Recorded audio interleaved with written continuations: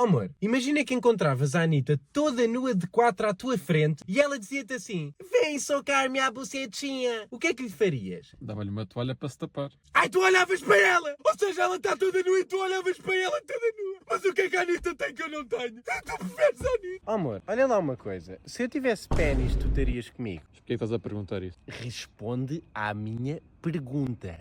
Não. Ai, tu só estás comigo porque eu tenho cona. Até me caiu o cabelo. Mocinho. Olha uma coisa. Imagina que eu era perneta, maneta, obesa, diabética, careca e órfã. Tu preferias-me a mim ou à Maggie Corseiro? A ti, obviamente. Ah, era a mim que tu preferias. Tu estás a dizer que era eu só para eu não ficar triste. Eu sei que tu preferias a Maggie Corseiro. Como é que eu vou foder esta noite? Ah, já sei. Oh, amor, imagina que eu tinha a cara da Sara Sampaio, mas o meu corpo, e que a Sara Sampaio tinha a minha cara, mas o corpo dela. Qual é que tu preferias? O corpo da Sara Sampaio com a tua cara. Ai, tu preferes o corpo da Sara Sampaio? Eu já sabia que tu não gostavas do meu corpo. Claro que achas que a Sara